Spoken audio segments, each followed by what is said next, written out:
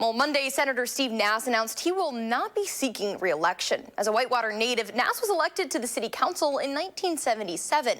In 1979, he became a part of UW-Whitewater's Board of Visitors and remained there for 10 years. He was elected to the assembly in 1990 and served in the lower chamber until 2012. In 2014, he was elected to represent Whitewater in the state senate. And as Senator Nass prepares to leave, we sat down with him to discuss his legacy and the future of the chamber as Democrats look to flip it. Thank you for joining us this morning. You're welcome. So you announced earlier this week that you were not seeking re-election. Talk to me a little bit about why that decision.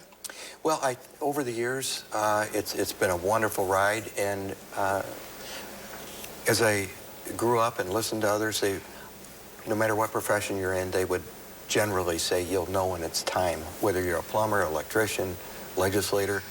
And the more I thought about it, it was time, and it's 35 years. Wonderful experience, but it is time for me and to allow someone else to take over the reins, kind of catch the torch and run with it. Yeah. You're known as a little bit more as one of the stauncher conservatives among your party. What do you want your legacy to be as you leave the legislature? I think that I consistently fought against larger and bloated government. And I want to talk about control of the chamber a little bit, because Democrats need just 2 seats to flip the Senate. Are you worried that giving up your seat, not seeking re-election, could go to Democrats?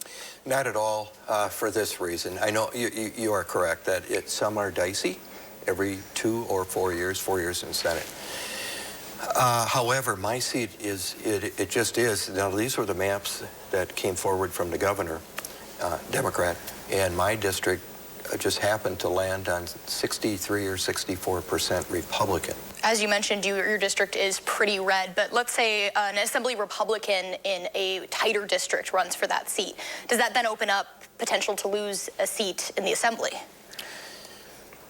In that area, I don't think so. I want to move now to some of the legislation, kind of as we're wrapping up this last session of yours here. And I want to talk about, because you're pushing to take back control of administrative rulemaking.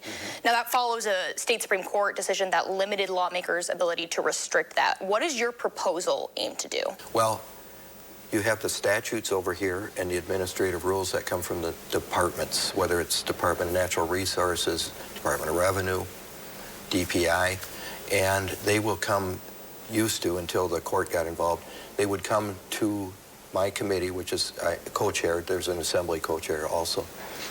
And the rules have the force of law. When those rules come out, we are charged with guarding against an over-abusive or encroaching government. If we don't get back to where we were, or as close as we can to it, the administrative rules that can come forward and are actually right now, some are very costly. We have no check. They're just going into play, and that's the way it goes. And I told my Senate colleague, a Democrat, I said, the danger for you guys is if we get control of the governorship and appoint new people in all the departments, we will be able to roll administrative rules out willy-nilly that you are not going to like. Some Democrats have expressed concerns saying that this would put tight constraints on agencies to be able to make any moves. What's your response to that? Not at all.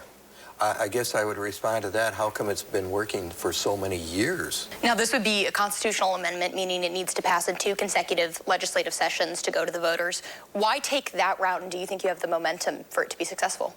Yeah, if we do a bill, and we've attempted numerous different bills on different issues, and they generally get vetoed, and that's the power of Governor Evers. He can veto whatever he wants coming through.